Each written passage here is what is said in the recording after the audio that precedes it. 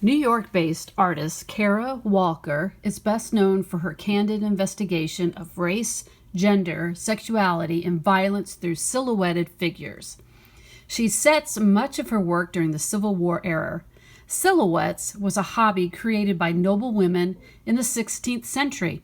Traditionally, the silhouettes are the cutouts of the sitter's bust profile. These silhouettes did not have any detail except for the outline of the person's face. When Walker uses silhouettes or cutouts, she minimizes the details of the slaves and the white masters, making them hard to distinguish, and they become equals. Walker forces the viewer to look more closely at the ideas that create stereotypes and racial discrimination. Walker's art piece, Darkytown Rebellion, is created in 2001 with over a dozen cutouts. These cutouts look whimsical at first, but when the viewer looks closer, they create a nightmarish scene. The figures in the middle are either being hit or hitting each other, and some have lost limbs. Also, with moving, colorful, bright lights projected onto the cutouts. These artworks present certain challenges for an African American visual artist whose main source of material is African American history. How, as a visual artist, do you represent something that no one wants to think about, much less look at? Walker's solution is ultimately an aesthetic one. African slaves and masters are seen via all the obscene and violent poses of American slavery, and she spreads them across entire walls so they cannot be avoided.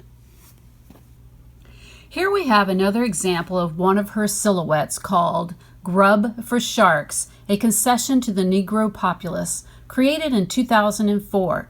Quoting Walker, "I'm not making work about reality. I'm making work about images. I'm making work about fictions that have been handed down to me. And I'm interested in those fictions because I'm an artist. And any sort of attempt at getting at the truth of a thing, you kind of have to wade through these levels of fictions, and that's where the work is coming from." In 2005, Walker photographically enlarged 15 plates from an 1868 two-volume commemorative compilation of Civil War illustrations, originally published in Harper's Magazine, and overlaid the wood engravings with the silhouettes in her signature style, a work she calls Harper's Pictorial History of the Civil War. Critics and curators have described the scope of Walker's work as an attempt to restore the heavily edited history of African Americans in the United States. Slavery itself, as it actually had once existed, virtually disappeared from the landscape. Its significant places were often literally plowed over. By the turn of the 20th century, an impressive bronze monuments to Confederate generals and politicians filled public parks across the South. The sites of slaves' markets were barely acknowledged. Meanwhile, the mansions and plantation houses of many wealthy slave-owning Southerners were lovingly restored. Nowadays, most acknowledge the economic importance of African American slaves to their original owners, but they hardly scratch the surface of what went on in a slave-owning society. On these grounds, it is where generations of human beings were flogged, maimed, raped, bought and sold like cattle, and worked to death.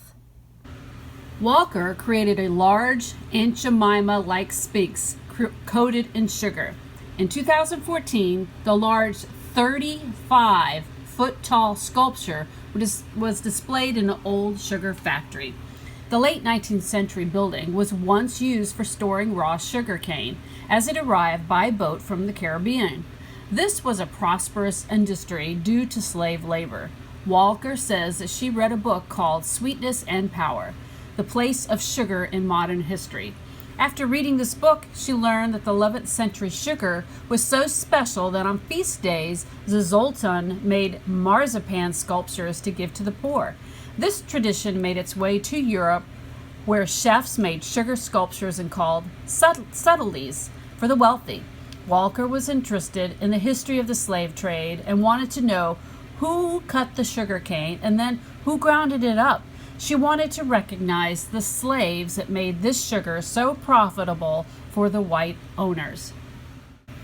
Walker explains, I think really the whole problem with racism and its continuously legacy in this country is that we simply love it. Who would we be without the struggle? Here we have another example of one of her silhouettes called Slaughter of the Innocents. They might be guilty of something, made in 2017. She continues to explain. This silhouette says a lot with very little information, but that's also what the stereotype does.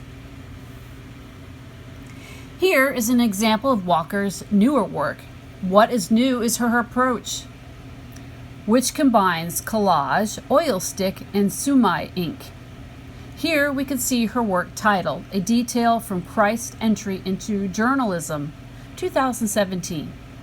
Sumi ink and collage on paper.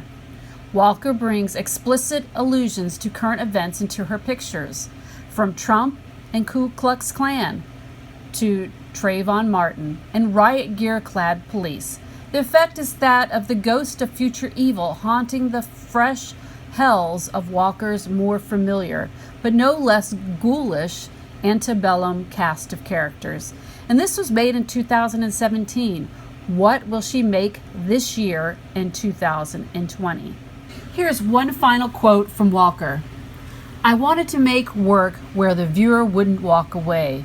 He'd get pulled into the history, into the fiction, into something totally demeaning and possibly very beautiful.